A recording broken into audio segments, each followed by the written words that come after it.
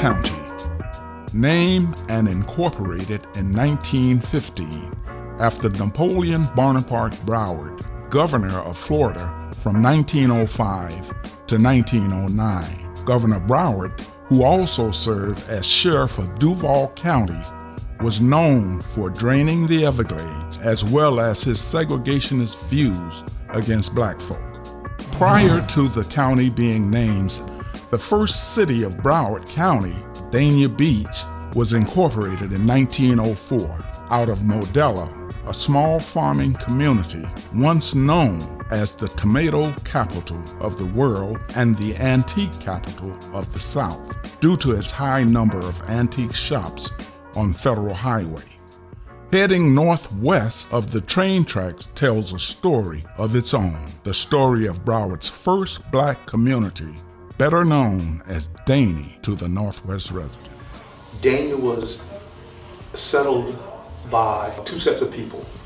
One was a group of Danish people invited down, and the other set was a bunch of black people who were into this Danie area as farmers. Whites owned the land and the blacks farmed it. And this is the earliest Danie. That was about the time that my grandfather, Richard Collins, came to Danie from Miami. That's where my family's roots derived from in this town. One decade after the birth of Broward County, just as it was beginning to build momentum as the agricultural and real estate destination, it was struck by the hurricane of 1926, also known as the Big Blow. The storm hit South Florida hard, impacting Miami, Hallandale, Fort Lauderdale, and Danie, spawning a death toll between 300 and 800 civilians, and leaving the largest amount of property damage lost at the time until Hurricane Andrew in 1992. In 1925, 1 year prior to the Big Blow, Hollywood was founded by Joseph W. Young, a real estate developer who dreamed of creating a motion picture colony akin to Hollywood, California. Young, needing a home for his black employees, sectioned off a piece of land in the northwest quadrant of Hollywood, later to be known as Liberia. Once known for its farmland and being home to the main high school in South Broward, Attucks, while J.A. Ely, North 22nd Avenue, created a zoning or political border, both communities of Danie and Liberia was looked at as one. The elders of today reminisce on the beginnings of that relationship, the tale of sibling communities. Whether we lived in Danie or they lived in Liberia, the northern section of Hollywood, we never actually acknowledged that there was a line, a political border, as you would call it, that divided Hollywood from Danie Beach. Our black community was one. There was not two black communities. On a technical basis, on a political level, yes, there were two communities. But on a social basis, on a real basis, on a contact basis, there was no difference at all. I can remember us coming here in 1951. My dad was in the service in World War II and he worked for the railroad. So after the Union disbanded, he came looking for work. And knowing that we were coming to a rural community, it wasn't anything different from what I was used to before, simply because it was country and I'm country. This city was a city of community. Everybody knew everybody. It gave us an opportunity to know what churches were in the area. Some of our teachers lived in the area, and of course, our parents and our neighbors were the stronghold. If my parents were not home when I got from school, my neighbors took turns. So it was quite enlightening, but it was something that was very useful for me because it gave me an opportunity to grow up with a loving community. The elementary school, middle school, and high school called Attucks was in Liberia section. The kids in Liberia say, y'all coming to our school, and why don't y'all get y'all school? We say, what are y'all talking about? This is our school. My older brothers and sisters have gone to school here, graduated from here. I go to it. What do you mean it's your school? It's our school. All of us. One of the easier things to do in any community, black, white, or otherwise, is to separate people by some artificial means, by saying there is something that belongs to you as there's something opposed to something belonging to you. I can remember when the community was more like a village and everybody was like mama and everybody was daddy. I remember the times when recreation played a main important role of our upbringing. Due to the fact we looked to our coaches and our administrators as parents versus their title as coaches or teachers. I also remember times at Bethune Elementary. If you didn't show up to school, the teacher knew your mom, they would go to the house and knock on the door and ask your mom why didn't you show up to school. So we had a lot of fun memories. Well, there are some fun memories here. I actually had an opportunity to go to adult schools from the 4th grade until the 12th grade. And during that time, if your parents had 35 cents, you were able to ride on the bus. Professor J.A. Ely was our principal. Our teachers were first-class teachers. They knew what they were doing. We learned from books that had pages torn out of it, chapters torn out of it, but our teachers filled in the gap. I grew up here in Danie Beach during the time of Jim Crowism, during the time of separate but equal, but we understood it was separate and unequal. I didn't understand segregation and didn't understand Jim Crowism, but I experienced it many times when I went across the railroad track here. For a long time in Danie's history, early history, there was only one cemetery. And it was at the corner of Dixie Highway and the Florida East Coast Railroad tracks, basically what we call South Danie. At some point, and I wasn't born then, so I can only tell you what others told me, the whites decided that they wanted to take the blacks out of the cemetery and put them somewhere else. So they found a place across the tracks, directly across the tracks, directly west of them, and designate this area as the black cemetery. They disinterred the bodies. They tried to notify as many other families to come and get their family member and move them to the new cemetery. Those that were not claimed, the city sent its workers, black, of course, and dug up all the black people and moved them over to the black cemetery and put them in the ground there. And so when I came along, there were two cemeteries, separated only by the ubiquitous Florida East Coast Railroad tracks. We did not have a number of the jobs, housing, training, businesses even that our counterparts of the whites had. I got in trouble at a place called Quick Check. They call it now Winn-Dixie. But Quick Check was a grocery store there on Sheridan Street in the Hollywood area. And they had the drinking fountains, one white, one color. And one day I just wanted to see if white water tasted any different than colored water. And for that reason, I ended up being escorted out the store because the manager said there's 2 or 3 shoppers that really got offensive, and you would think that I shot somebody the way they carried on and talking to the manager. The latter years of Jim Crow still involved institutions that did not allow us to participate in their activities. In the Jim Crow era, our black community decided that we wanted to have a place for us to get medical care. And so we decided that we would have a hospital and raise money for it. Led mainly by native son of Danie, Dr. Danie Mizell, who was the first surgeon in the area, and the founder of Providence Hospital, along with Dr. Cicero, and the person who was the driving force for the creation of the Colored Beach, which was established in 1954.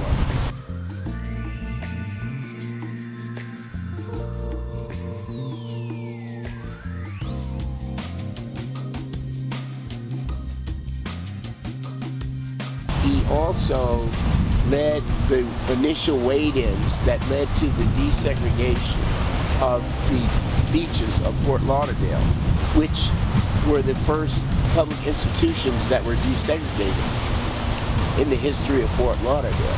I never really knew we were PO. Okay, and I'm talking about the P-O, not the O-R on it. I'm talking about PO. We didn't really particularly think that we were deprived of anything since we had a full life in our own community.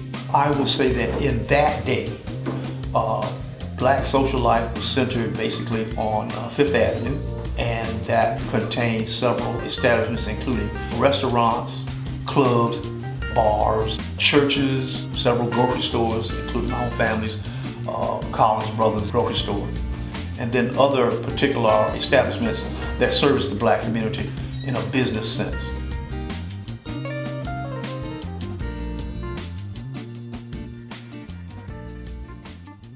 Despite being small, Danie and Liberia had it all, even a bit of the nightlife, with spots like Tony's Bar and Sweets Lounge, bringing in the likes of Sam Cooke, Ray Charles, B.B. King, and James Brown. These icons of the time were not only able to turn up and perform with the locals, like David Newby Sr., who performed with some of the greatest musicians of the past 2 centuries, but they were also able to find refuge in the black-owned hotels like that of Ivy Cure's mother. It was the Taylor's Inn. She had the hotel and the store adjacent to it right together, and she would rent rooms.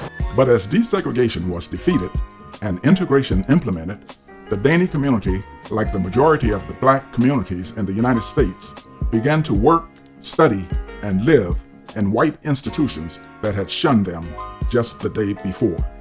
And despite integration, it wasn't until 1983 that Dania Beach and Broward County as a whole elected its first black mayor, Chester Bird, a leader who left a legacy that still resonates to this day.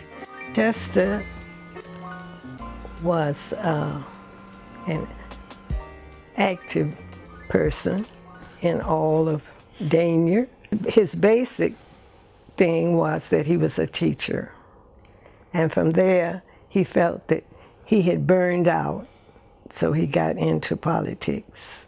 At that time, they took the highest voter for mayor. So he became the vice mayor. Then the next time he ran, he had the highest votes, so he became the mayor. And from there, he worked with the Dania Economic Development. He got the grant for low-income homes, but he didn't live to see one house built. And so after he passed away, I went to the College Gardens community where Chester lived, which is right up the street, and asked most of the teachers that were his friends to run for his seat. No one really wanted to run for government. They didn't want to be a part of that, but said if I ran for the seat, they would support me. And I ran on a simple foundation. I ran on Chester Stream. And people said, well, that's easy for you to say. You can run on a person's stream, but you're not going to get anything accomplished. I said, well, you have to give me the opportunity. If you give me the opportunity, I will do what I have to. And as promised, Bobby Grace delivered, becoming the first black woman to hold the position of mayor in Dania's history, and delivering on Chester Bird's dream, helping to erect the first low-income houses in the community in 1990, Crystal Lakes. These apartments were home to many of the community members today, but now they're gone, torn down and replaced by a new gated community. The loss of Crystal Lakes has had a resounding effect on Danie and Liberia.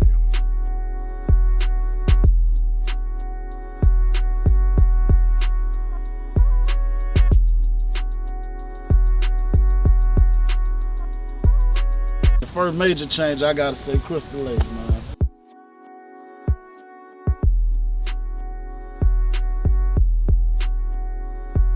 When you knock down Crystal Lakes, you got thousands of people that was right there with nowhere to go. It ain't that many houses around here. Everybody can't afford houses. Collins, the Greens, they all full, so everybody was forced to go somewhere else, migrate somewhere else. That was the biggest change. When they changed that, they migrated. Everybody wanted to live closer to the beach, so you know, you got the white community trying to push in and push us out. They got the money to do it, so I mean, you can't do nothing but stick with what you know right now. When they took this here, like this was the heart. This was the heart of the hood. Always find a way to take the heart out of somewhere, dog. This building right here, the area right here, Crystal Lakes, they had, what it was, 26 buildings, 24 buildings? That made up down there 40% of our hood population. Once they knocked all them down, gave everybody vouchers, everybody moved, it was over with. I can't even tell you nobody's name. Gated up, can't come in, curfew, now ran us out our own hood. I grew up Crystal Lakes Apartments, Building 6, when it was Crystal Lakes.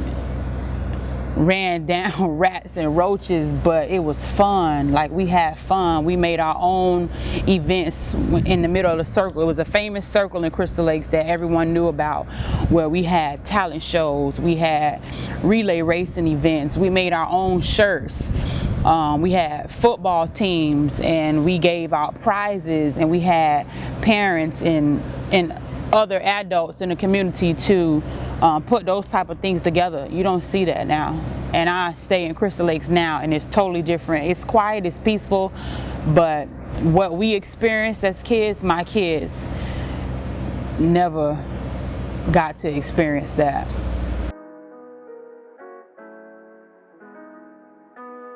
For me growing up, you know, it would have to be like the events and the athletics. If you wasn't here at the teen center, you was at the PAL, you know, even back to summer camp days, all that stuff, addicts pool. There was so many kids in the neighborhood at one point in time. We did an intramural league. We had intramural, where, you know, we'll probably have like 8 teams. 8 teams of probably like 10 kids, probably more teams than that. Sports established respect amongst men that we didn't know, like we didn't know as our family. We still have people, like, to this day, we call them coach. We call these people coach out of respect. That's just like me calling one of my uncles uncle. You know what I mean? You had a lot of single mothers, so it was up to the coaches to help raise kids who didn't have dads. I can recall times where, like one of my friends, he lifted up the teacher dressed in school. Mind you, his mom not in full health at the time, so she gave permission to the coach to discipline him, to beat him. We not like, you not, nowadays that like people will make so much of a fuss out of it, call the police or you put your hands on my kids, but what about what you do when the situation where a single mother has no father figure in the home? And this is what your child loves to do. So okay, I'm gonna let his coaches deal with him. Since he won't listen to me, I'll let him, he'll listen to them. You know what I mean? We respected our coaches. We didn't play games with them. Everyone was about the youth. Now it's kind of like pulling teeth just to get people to be involved with the youth, get a lot of these kids off the corners. It's more youth on the corner that I see now than I did when I was growing up. It would be my uncles and cousins and older kids that if they saw a young cat on the street, 15 and under, 14, etc., they would kind of like knock them upside the head and let them know school is where you're supposed to be, sports is where you're supposed to be. The respect level is gonna always be there for the people older than us, at least in Liberia and Danie, because that's how we was raised. We was raised to respect our elders. As far as the younger generation coming up, I can't say how nobody else is raising their kids. I don't know, you know what I mean? So I can't say what the generation is now. I can't say even with some of the kids now, because you know some have respect, some don't. So it's all on how people choose raising their kids. But back in the days, back when I was growing up, everybody had respect. You had to respect your elders.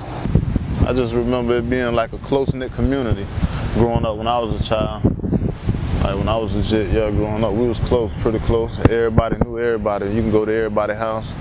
Churches was pretty much together, connected. We had parades, you know, Black History Month.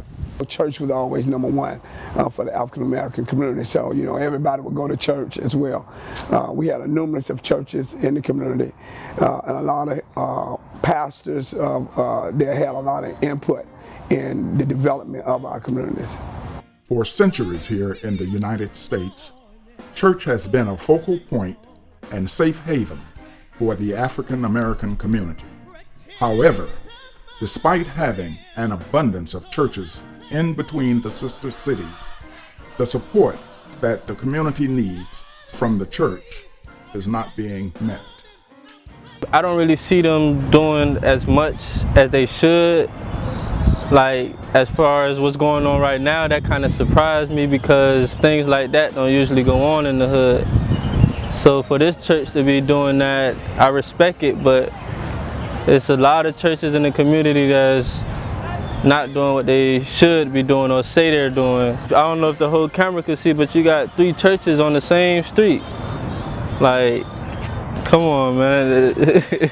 It's a lot of problems. As far as the churches, like, doing for the community, I don't see it happening. Like, they're not doing enough. Like, it's too many churches between Danie and Liberia for you not seeing them, like, supporting the community. Well, when you had members who lived in the community, you had this kind of conflation of the political and the religious community. But now, because you have people on the outside trying to, in a sense, exercise religious kind of expressions in this community, I don't think that we have those people fully being able or knowledgeable about how to participate in the political element of this community, because they don't live here. And most times we get the news from the television or other sources. When we lived in the community, we knew what was going on up the streets. We knew what was going on next door. And so we were able to respond in a more intimate way. Well, I grew up initially going to St. Ruth. That's where my family went. And it's never been a moment to where the churches were so involved with the community and socially, to my recollection.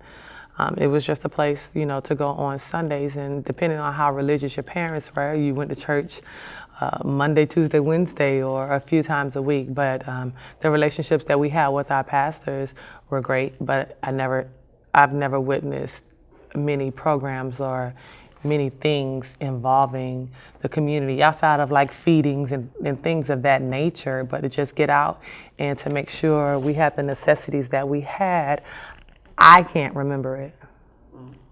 A native of Danie Beach, Mayor Tamara James was elected to the position in 2016. Right here behind me, we used to have a basketball court before there was a actual parking lot. And I remember me and my friend Tamara James, we would play, my cousins and a couple of guys here. She grew up playing sports in the PAL as well as the MLK Community Center. Brought South Broward High School a state championship in basketball, then attended the University of Miami and led both the Big East and the ACC in scoring throughout her career, leading her to become the school's all-time leading scorer and a Hall of Fame inductee. Following her college career, she was drafted into the WNBA. With the 8th pick of the 2006 WNBA draft, the Washington Mystics select Tamara James from the University of Miami.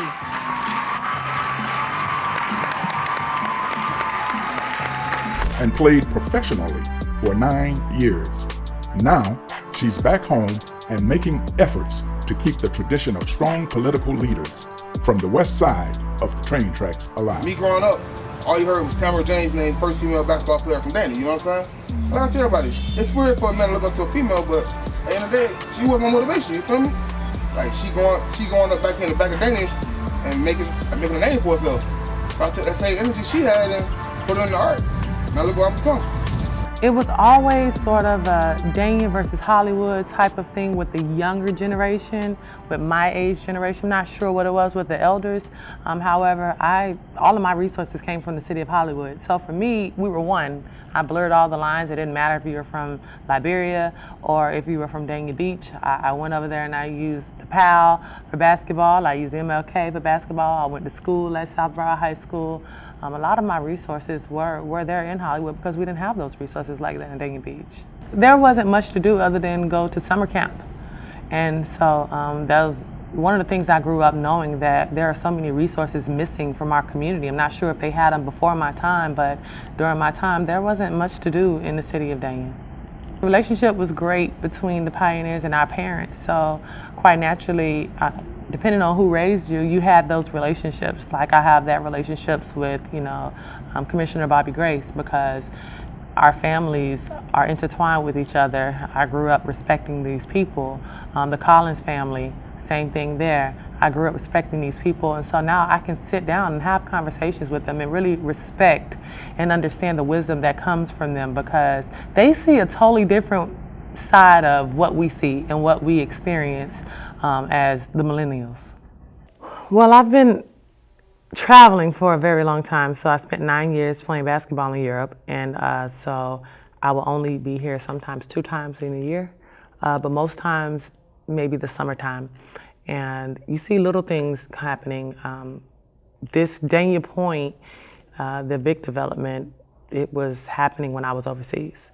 And my first year coming back was the year that they tore down the roller coaster. And I was just like, no, Boomers is going away. And it's a reality that's slapping all of us dead in the face, that this is a time for development. And you really didn't see much because those things are just being approved and permitted. And over the past couple of years, like, you can see the shovel in the ground. You can see things starting to go vertical. It's not just talking, because if you look through the history of voting and the commission meetings, a lot of things get approved, but a lot of times they don't get built. Now, this is the time where everything is getting built.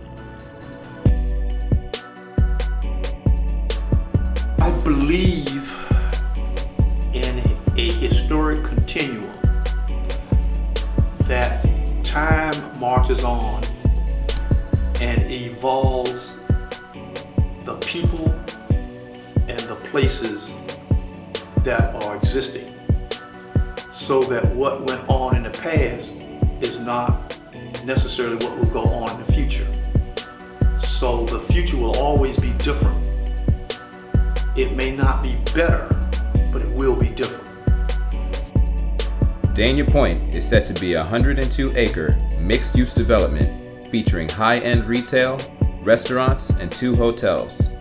It will also include 600 apartments at a starting value of $1,600 a month. This development could bring about a financial boom to the area, but also has the potential to bring about another departure of community members with a rise in property value. This is the story of our times, gentrification. From Harlem to Miami, Oakland to Brooklyn, major cities have been seeing this take place for years now, but it is also hitting smaller cities all across the country, Danie included. Just like the country, community members, young and old, are torn on the subject.